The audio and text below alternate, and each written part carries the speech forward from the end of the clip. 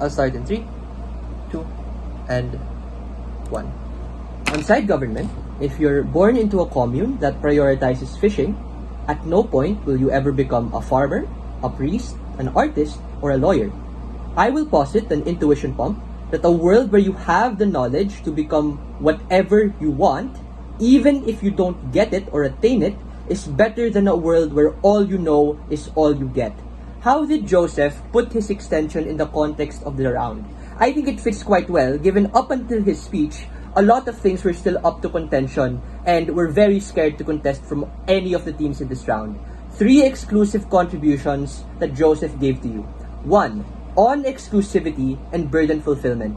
OG talked a lot about the harms that they say applies to both sides. E.g., greed, corruption, violence, all happen on a smaller scale on their side but happen regardless. Closing government concedes to this.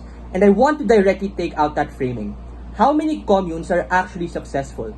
How many last? The trade-off that happens on government that they haven't tackled is that the happiness that they have and all of those benefits that they are able to do is contained to 10 years, 30 years tops. So the good world that they want to will always be capped and always be erased eventually when the time comes. This is the impact that DLO missed when she mechanized the reason as to why all of this is important. All of DPM's push about self-interest and violence happen on a small scale as well, but what this does, what I'm doing right now, is heavily contesting the idea of peace on their side. In fact, closing government literally concedes to this and literally knives their opening precisely because of the impacts that they themselves have characterized. That doubt is just the start.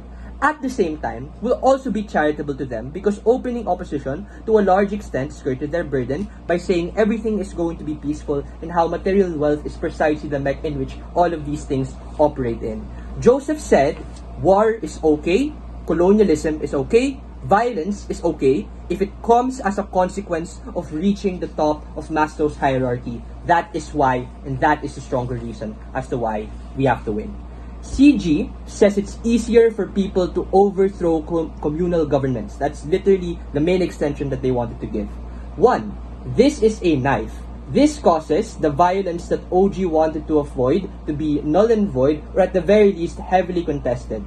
2. There's really no reason why it won't go to shit again because of how easily it is to overthrow the leader to begin with. Just to say, or just to flip a lot of what CG is saying in regards to having that actual commune be so easily be able to invade it or be able to change leadership. Thirdly, because of that ease of access, it will probably lead to a lot more people or a lot more communes going down the gutter precisely because of how easy it is to change all of those things. That is the consequence of not having centralization on their side of the house. Before I go into the second point, go whoever took that or whoever said that.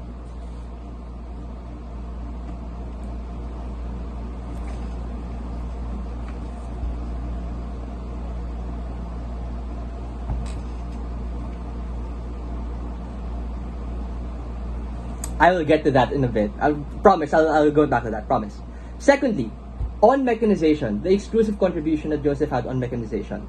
I won't knife, opening opposition did a really good case. But where it is lacking is at the heart of their case.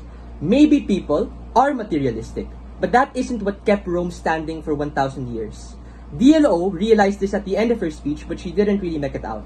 The crux of Joseph's case lies at our human will to be able to expand our wants and needs outside of the world that GovBench wants and can conceptualize. It's the same reason that we are debating here right now and expanding our influences. This is prerequisite to our opening, as the extension of closing government says, where they stop at the material connection. Explicitly, Joseph mechanized this in 2 key ways. Firstly, the state wants to live and grow.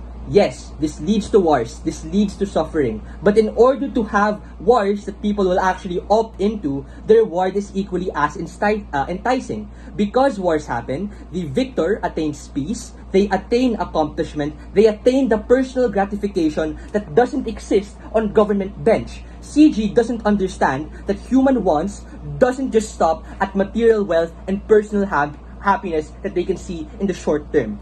2. Capitalism, healthcare, social good, all come as a consequence of this particular want and incentive structure that Joseph met out clearly in his speech. Thirdly, on impacting. This is where I respond to the POI. And this tackles both opening government and closing government. They're obsessed with the idea of having or attaining our benefits, but with less like war or less like violence. At best, they will never attain the sophistication about what it means to be human outside of the containment that they cannot weasel their way out of. We flip all of government bench's principles at the point in which our capacity to be a human being expands. Every death on our side contributes to the learning people have towards public safety, towards law and governance, towards education, towards all of these big concepts that have a tangible impact on the world that we live in right now. On side government, especially in CG as per their whim, every death is meaningless. Every death comes as a consequence of politics. Every death is contained to the consequence of these communes who will die as soon as the next leader comes into power and messes everything up. Why do we outweigh all of the other teams in the round? Firstly, on quality of life. I think government bench is so scared of taking the hard stance and sneakily try to co-opt a lot of opposition's benefits. They cannot have their heart in heaven while at the same time having a dick in their ass. If they truly want to co-opt all of these benefits, I don't understand why they disagree just because of this weird conflict thing that happens on either side of the house. But, more specifically, we surpass opening in regards to our characterizations, justifying the need for wars, justifying the need for all of these bad things that government bench accuses us of being. Secondly, on longevity, Gov bench has no point for living. Because everything dies in 50 years, weighing the concept of death doesn't just stop at the amount that is killed, but also the reason and importance of each and every single death. On our side, you have a reason for your death to matter. On their side, literally nothing happens. I think for all of those reasons, it's very clear that it's a closing opposition win. Thank you.